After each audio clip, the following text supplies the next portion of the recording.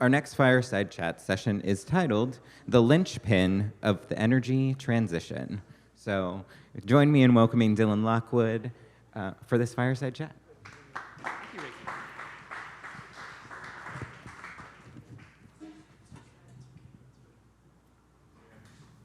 Hello? There we go. Thank you, Ricky. It's the moment you've all been waiting for, the storage panel. So we've got two great fellas to talk about storage. I would like to welcome up Arash and Frank. Join me on stage, please, and give them a round of applause to welcome them. Grab yourself a mic.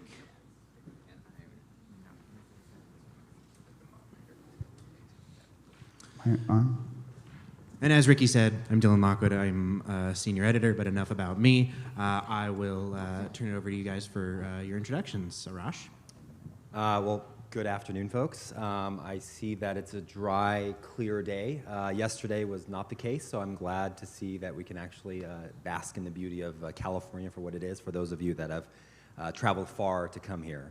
I'm Arash Saidi, Power Engineering Manager for Distributed Resource Development and Programs for the Los Angeles Department of Water and Power. That's the local utility that serves LA. This area happens to be in West Hollywood, served by Southern California Edison, so if the power goes out here, don't come looking for me. I can't help you. So I've been with DWP for 13 years now. I'm sure all of you have heard at some point the ambitious goals, both our mayor, our city council, the NREL study that's been ongoing and has wrapped up, and then most recently the Strategic Long-Term Resource Plan, which is due next month.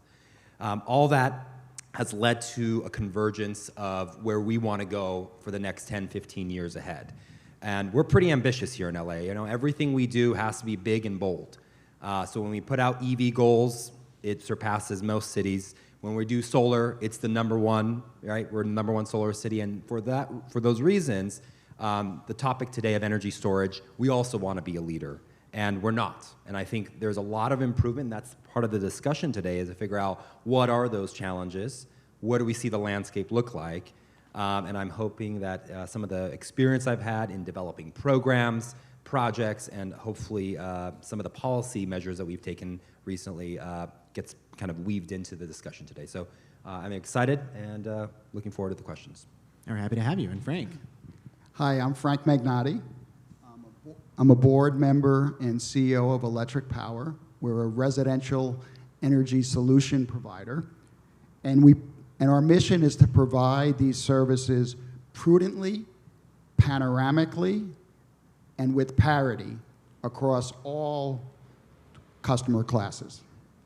Previously, I was the founder, president, COO of Converge, first smart grid company to go public, first VPP contract with the utility, and in 2017, just to see how far this industry has come, we had 6 gigawatts of demand response.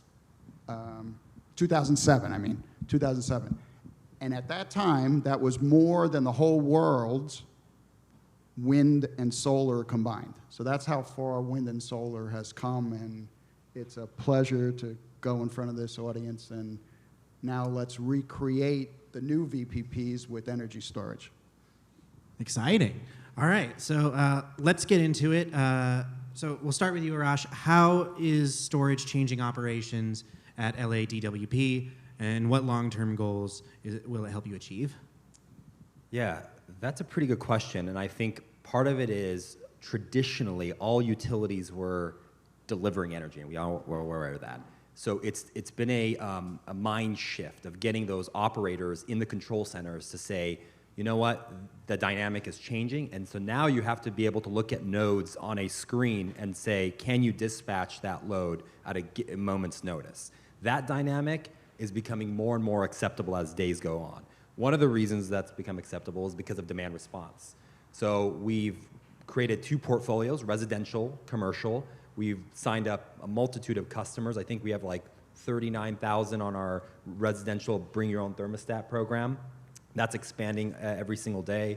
And then the commercial customers ranging up to like 50 or 60 big commercial customers who have basically say, yep, we'll curtail when you need it, and of course, we compensate for that.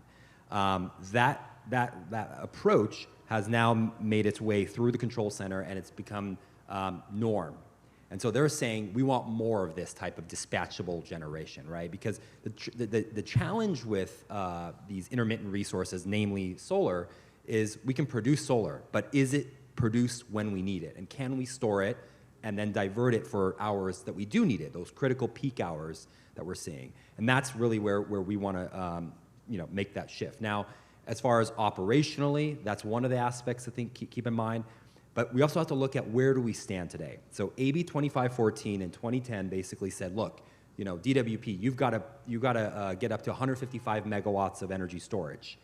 In a ways, we were far ahead because we've had experience with energy storage. We had Castaic, 1,200 plus megawatts that we could dispatch in a moment's notice, right? Not every utility is fortunate in that regard. But because of that knowledge, we've taken that a step further and said, beyond that, what other dispatchable local resources can we deploy? So first and foremost, we've made it as easy as possible to connect these systems through streamlined interconnection agreements, working with our local building and safety. And part of it is because we're vertically integrated, we're part of the sister city family, so we can work with our local building and safety, with our local fire department to make integrating these systems easier. The other thing that we're looking at is when you look at energy storage, the other challenges that we're seeing is now the fire challenges, right? So you're seeing operationally, it's becoming more and more difficult to get these systems sited. Part of it is because of new restrictions with UL, with NFPA, which basically says, you got to have more and more space in between these systems because you have thermal runaway issues. So those are the considerations that we have operationally. I can go on, but I think we'll leave it there. And then just one last note here is that LA 100, that study we did with NREL, called out for 2,600 megawatts of additional energy storage capacity. 1,000 of that has to be by 2030. So I'm sure everybody in the room is looking at me and saying, how are you going to do that? Well, I'm looking back at you and saying, what are the solutions you have for us? Because this is not something that we, a utility, can do on our own. We're going to have to work with developers. We're going to have to work with the different stakeholders that create the policies and effectively create the financial incentives to do that type of arrangement. So I'll leave it to that.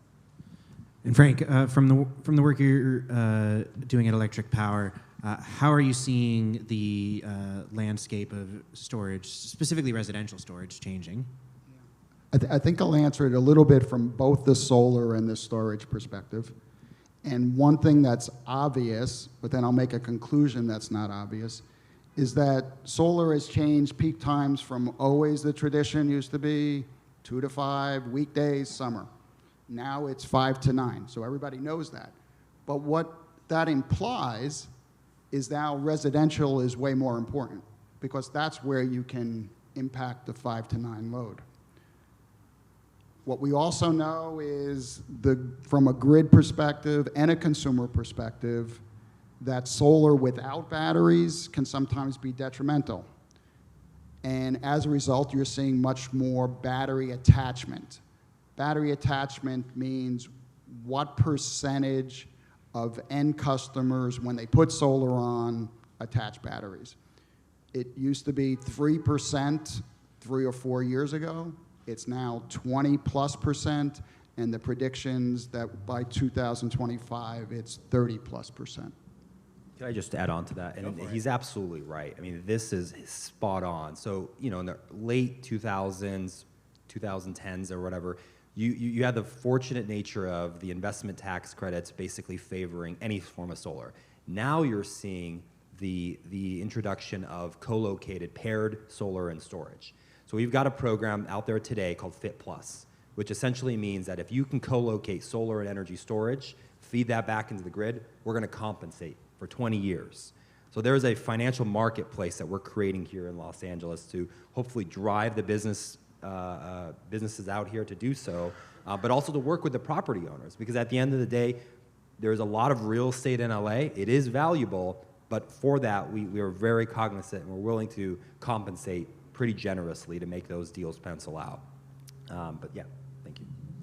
So I'm sure you both have thoughts on this, but so what are some of the key barriers to storage, utility scale, residential, just getting it on the grid in general, and what are some strategies for circumventing or dealing with them? And I understand that question sounds like solve storage on stage right now, but at least what are some lessons learned and strategies developed? I think one of the things we can really take away from recent efforts by NREL and Secretary Granholm is the Solar App Plus, which is basically a united way of confronting the fast tracking of permitting, but also reducing the soft costs that are typically part of residential solar adoption.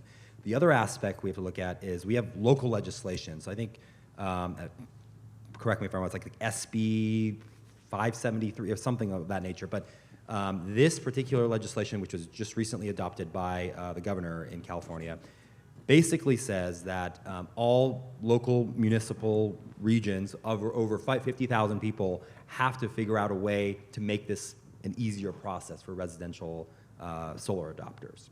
So we're going to see that change happening specifically in Los Angeles and in other localities. So that's one aspect of that. The other thing that we have to look at is figuring out how we can work, like I said earlier, with the fire department, with the building and safety, to make these energy storage integrations that much easier. It shouldn't be where you have to go to 3 to 4 different people to get eventually the same results.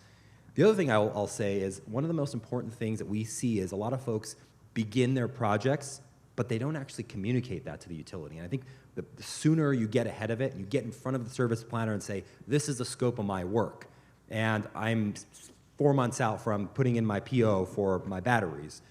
What do you think of the design? And 9 times out of 10, we have some comments, and those are pretty good comments. And if you actually follow those comments, you'll save yourself a lot of time, money, and back and forth revision. So those are some aspects I see that we could really improve on and have that great relationship with our developers to get these systems integrated. Right. Can you repeat the question? Oh yeah, just what are some of the what are some key challenges and lessons learned in residential storage? I would say the key lessons in residential storage are, well, first of all, what you just said about working with the municipal or the utility, because developers tend to, if they can get away with it, I don't want to bring this up because it's only going to, the thinking is cause me pain. It's going to cause me delays. And sometimes it's the exact opposite.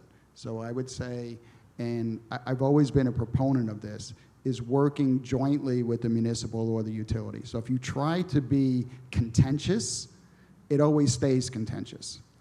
And so there are many co-benefits to storage to the end consumer, the developer, and the grid itself. So make it work so that it's not contentious, that you can work toward that. And the lessons learned from back in the demand response days is you had to get it to a point where the municipals or the utilities were economically incented to do it. People complain, the utilities are against solar. Well, are they incented economically and favorably to do it? And if they're not, why are you surprised that they're not for it? So you have to work, what happened in demand response, and I used to work with a lot of the PUCs, is you had to get it so that they couldn't own assets behind the meter, so you had to get it to a performance-based rate of return that made it economically indifferent whether it was performance-based or asset-based. And then the utility or the municipal was indifferent, and they worked with you. So that's my lesson learned. So Frank, we've talked about how storage can help the modern utility with some of these challenges. But what are some of the ways that the end user benefits from engaging with storage, not both C&I and residential? Sure. Well, obviously it provides resiliency, and that could be either for the entire home, But I think what people find out is that if it's an entire home, it may not be for so long. And then, or for smaller loads, critical loads, for extended period times. So many solar-only customers were, I would say, both disappointed and shocked because there's not enough education. When there's an outage, and then the sun shines the next day, guess what? It doesn't matter. You're not getting anything in your house. So without the battery, you can't ride through it. So what we found is that education of why that battery is important. I'll stop there. If I could just add, so obviously reliability is absolutely important, especially on the C&I level, right? Those kind of customers usually have data centers or critical loads that need to stay on at all times. In the case of residential, it's more of I like to have my refrigerator on, and I don't like my food to go bad if I have a power outage. So it's not as critical of a need unless you're on life support or some sort of medical you have a medical situation. I think what we're seeing now, the other benefit for customers is the convergence of EVs. Now, you see earlier we were talking about the adoption of EVs at such a high clip. I think now with the advent of V2G that's being enabled through software upgrades, over-the-air upgrades by various manufacturers, that's going to be a game changer. We've had discussions with certain big truck providers who have combined their efforts with certain solar providers, and you can think of a few names there, who have come to us and said, look, we need to find this solution because by end of next year, we're going to turn this stuff on. And we just want to make sure we have this smooth down pat. And I think a customer, from their perspective, is this is amazing because why would I want to buy fuel from a foreign country? I want to be energy independent.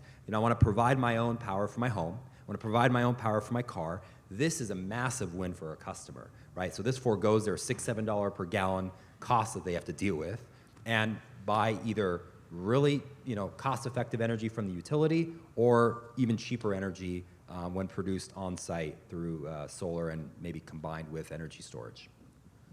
Excellent. I've got some more high-level stuff on my list here, but just for the sake of tailoring the content to the audience, do we have any audience questions about storage? Yes, right in the back there. Obviously, right now, lithium-ion battery storage. Can you speak up just a little bit? Sorry, they weren't. Right now, it seems like lithium-ion batteries are the kind of the go-to for storage, and there's a cost associated with that. But in your opinion, what's the big, breakover point? Is it, $50 a kilowatt hour, $60? Where is that where it's really economically incentivized for people to do this, and you get rapid adoption? Because it's a cost factor. It's a math equation, right? So, in your opinion, where's that breakover point? Yes. Yeah. Please. Okay. In general, there's two ways to look at it. There are so many different benefits to storage. So I'm going to start with the value side first and then answer your cost question. Well, let me answer the cost question first. If we got down to $50 a kilowatt hour, yeah, that would be fantastic. I don't think we need to be there because battery storage provides so much more. If I compared it again back to history and lessons learned, when I remember first starting Converge, and investors come to me and said, "You're telling me that you're going to get customers to shut off their air conditioner in Las Vegas?" Okay, that's what demand response was. Okay, then it became, okay, bring your own thermostat, and made it a little better. Then it's, okay, we're going to send out social media, and people are going to voluntarily do this. But now there's a lot of benefits. I mean, with the more varying the time of use rate is, the more economic it is. So I can't give you that answer without knowing how varying the time of use rate is. And I've always been a proponent of time of use rates. It was always too complex to initiate. But with that, in a state like California, that number doesn't have to be anywhere near $50 a kilowatt hour. And when you pair it with solar, it also then depends on what the utility rate structure is and where you're operating. So where the costs where they are now are not extraordinary to prevent it from happening. You know, if you wanted to get it to commodity levels, it would be the numbers you said. Thanks. Okay, there's many ways of answering this. Let's start off with what happened in 2019. So we inked a deal with 8-Minute Energy, Elin project. 400 megawatts of solar, 300 megawatts of battery out in the middle of a desert, delivered to our transmission system at 4 cents. I'll be honest with you, that does not exist, and that number has changed 3 times over since that little fun event that we had a couple years ago. So having said that, cost is not, and you guys are all going to be shocked, but cost is not a big issue right now for us. I think really it's figuring out how soon we can adopt this stuff, getting used to it, getting that comfort level. Eventually, when you create a marketplace, especially in LA, those costs will eventually come down, right? So we're launching a commercial energy storage to grid pilot program.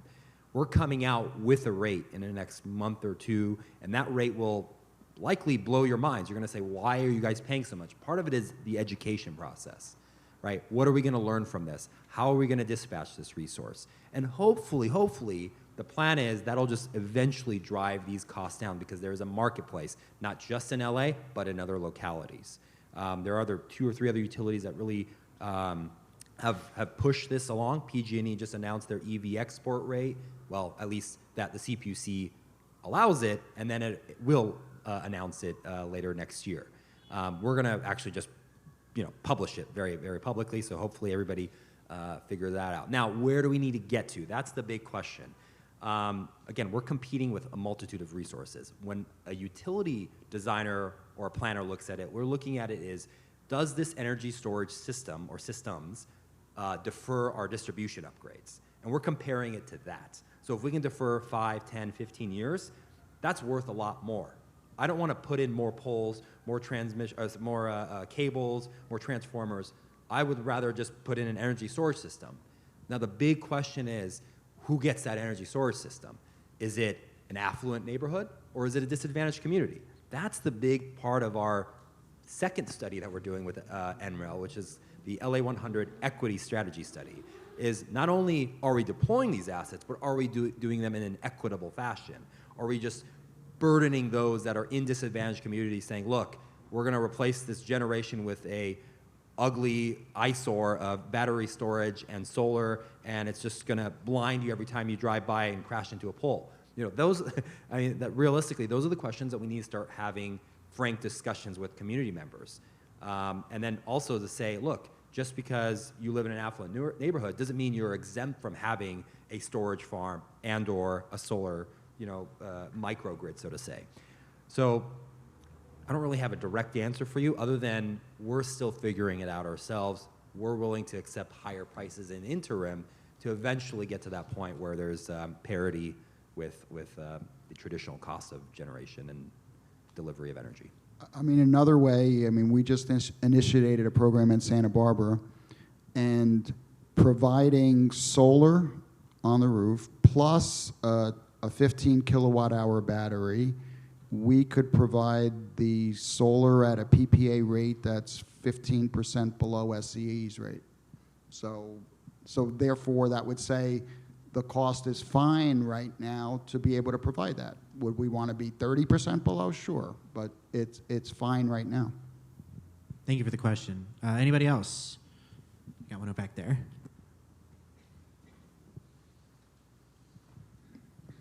Yeah, hello. Thanks for saying that the price really doesn't matter that much. Did I hear that right? That is cool. I have a question around all those, all this renewable energy coming into the grid and the storage with the batteries, and you're going to be able to better keep the balance between demand and supply. How do you deal with all these renewables and the loss of inertia as a result? Is it a problem for you? And if yes, how do you deal with that? Not a problem today. To give you some basic stats, we're at 43, 44% renewable. So we've got a lot of inertia within our system, both locally and externally. We've got a coal plant that we're going to divest from very soon in 2025 called IPP. So we've got the inertia coming from the outside. We've got local inertia from 4 generation facilities. But you're right. What we saw in this recent heat storm in the IOU territory is that, as you see higher penetration of renewables, this inertia, factor is a massive, important part of our energy operations and controls. One of the ways we're going to hopefully combat that, and that is the endeavor, is to figure out how we can both source green hydrogen and deploy that in these local generation facilities. So as long as we've got that spinning, motor and all that, and generators, that ultimately will result in the inertia we need locally. So hopefully that resolves that issue. But then there's also this aspect of seasonal storage. So the plan there at IPP, for instance, I bring that up because it's important. We have salt caverns there. And in a perfect world, the ideal situation is to store gases, whatever that form of gas is, and be able to dispatch that at a later point in time when we do need it. So we're going to see that kind of advent of energy storage in a way. It's the storage of a gas to be used at a later point in time. Thank you for the question. We have time for one more if someone has one. Oh, we got one there. So, has anyone ever looked at the economics of getting ahead of a blackout where you are incentivizing the more affluent neighborhoods to put in their own single battery storage at their homes while putting in maybe the battery, field or whatever for the less affluent neighborhoods or for a joint use, and getting ahead of the blackout, and because we know that there's an economic cost to a blackout, and something along those lines. Okay, all right. So when you say blackout, are you talking about days, or are you more along the lines of like temporary brownouts, 3, 5, 6 hours, something like that? Or Yes. Okay, a little bit of both, maybe. Okay. To your original question, have we looked at it? Absolutely. And so one of the ways we kind of target this topic is we've teamed up with the Resilient Palisades, an organization in the Palisades who have come together and said, look, we have a problem in the Palisades. We have a tendency to see distribution outages for whatever period of time. What options are on the table? And in those discussions, one of the first things was we need to figure out how we can, at the PICO level, is get everybody in that community to adopt solar and energy storage. So not just doing solar only, but throw in a power wall, call it a day. What was that? Power wall. Who Oh, yeah. Yeah, whatever the case. I'm not supporting one or the other, but an energy storage technology, right, at best. So that's one aspect. The second phase of that approach is looking at larger facilities within that area, so schools, fire departments, whatever the case, and being able to convince them to adopt solar now sooner than later. And so with that, those two things in mind, the plan is eventually to kind of be able to isolate those circuits that have higher penetrations of both solar and storage. There are some concepts in PG&E that are doing this. Now on the disadvantaged community side, now the challenge there is economically this all costs money, and not everybody is, willing and has maybe the credit worthiness to adopt solar or whatever the multitude of the issues are. So for those reasons, we've developed programs that target those communities. So Solar Rooftops program is an example where we essentially go out there and install solar energy storage for a customer free of charge. We lease their rooftop space. The next phase of that program is going to just pair that with energy storage. So we're going to see more and more of those types of systems in those disadvantaged communities to help those that unfortunately have been unable to adopt this type of technology. I know we're out of time, but I would like to just pile on the disadvantaged communities. In the program that we're running in Santa Barbara County, there's no FICO scores, and some of the more energy-intensive homes are not the rich and famous, but the lower incomes, actually.